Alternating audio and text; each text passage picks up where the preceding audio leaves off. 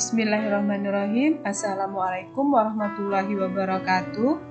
Kembali lagi kita di video pembelajaran Matematika Peminatan kelas 10. Bagaimana kabar kalian? Semoga tetap semangat belajarnya ya.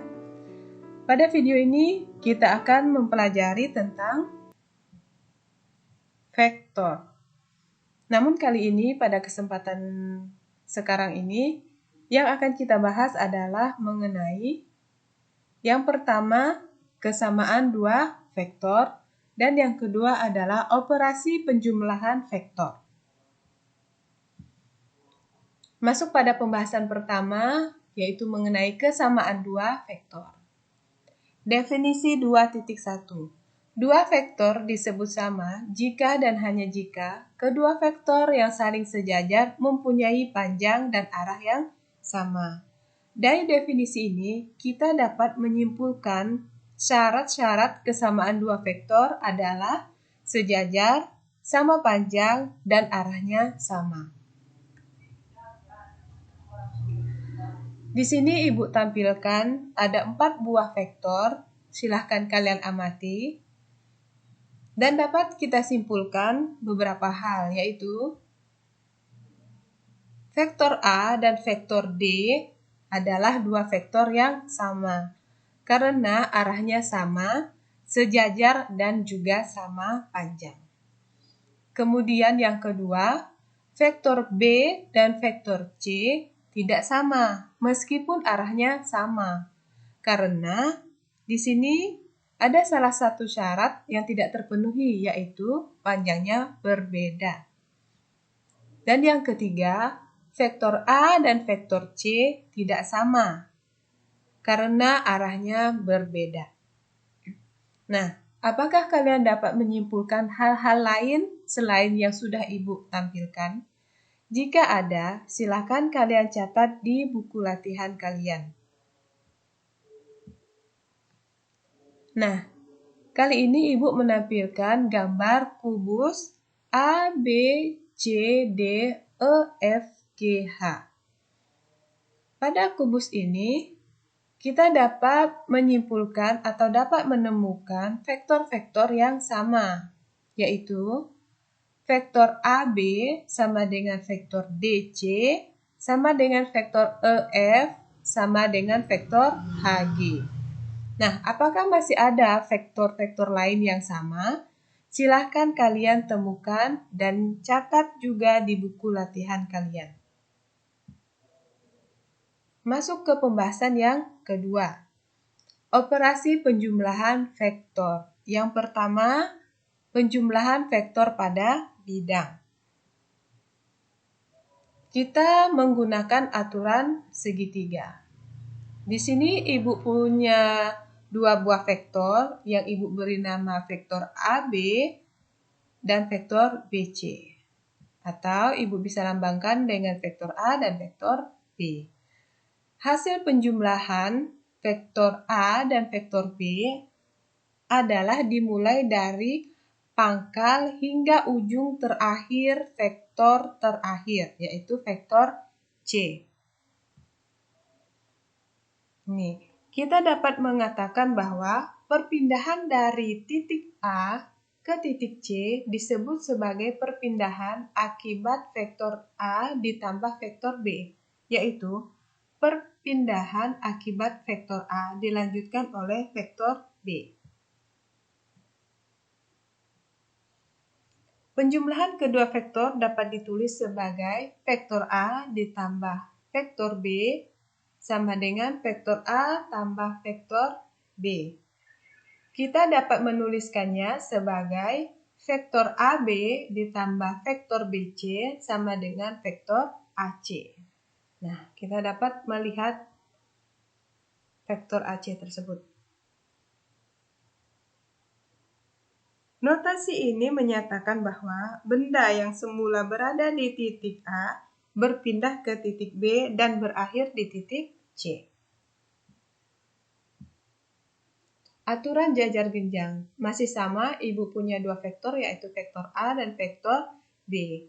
Aturan jajar genjang dapat kita lakukan dengan cara menggambar vektor lain yang sejajar dengan dua vektor tersebut. Sehingga terbentuklah jajar genjang.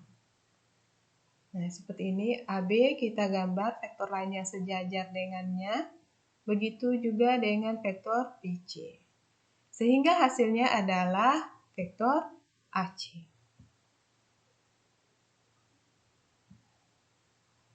Nih, ternyata hasil dari penjumlahan baik menggunakan aturan segitiga maupun aturan jajar genjang menghasilkan vektor yang sama. Dari sinilah kita dapat menuliskan sifat pada penjumlahan dua vektor, yaitu jumlah dua vektor A dan B ditulis vektor A ditambah vektor B dapat diperoleh dengan aturan segitiga atau aturan jajar genjang. Jadi kalian boleh menggunakan salah satu di antaranya.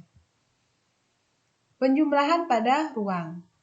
Di sini Ibu punya suatu bangun A, B, C, D, E, F, G, H. Nah, penjumlahan pada ruang sama dengan penjumlahan pada bidang, yaitu kita mengusahakan vektor yang ada di penjumlahan itu berada di satu bidang. Nah, jika kalian lihat di sini, ada soal yang ingin meminta kita untuk menyatakan vektor A ditambah vektor B dengan syarat jika vektor A adalah sebagai vektor AB dan vektor B adalah sebagai vektor EH.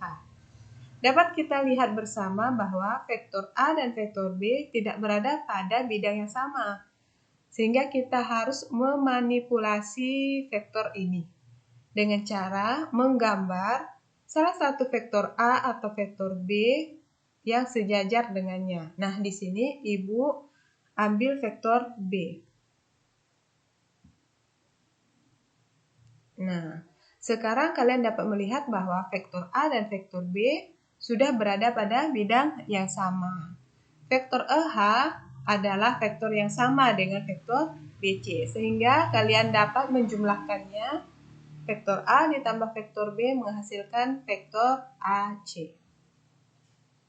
Nah, apakah kalian dapat menemukan hasil yang lain selain AC? Silakan kemukakan, tulis pendapat kalian di buku latihan kembali. Sifat 2.2. Untuk sembarang vektor A, B, dan C, berlaku sifat-sifat yang pertama komutatif. Vektor A ditambah vektor B sama dengan vektor B ditambah vektor A. Yang kedua, bersifat asosiatif. Dalam kurung vektor A tambah vektor B ditambah vektor C sama dengan vektor A ditambah dalam kurung vektor B ditambah vektor C. Yang ketiga, ada vektor 0 sehingga vektor A ditambah vektor 0 sama dengan vektor A. Dan yang terakhir, untuk setiap vektor A ada vektor min A, sehingga vektor A ditambah vektor min A sama dengan vektor 0. Nah, seperti apa vektor min A itu? Ternyata vektor min A adalah vektor yang menyatakan kebalikan arah dari vektor A. Misalnya, Ibu punya vektor A seperti ini. Nah, jika kita dipinta untuk menggambarkan vektor min A, maka akan berbalik arah seperti ini. Nah, seperti itu.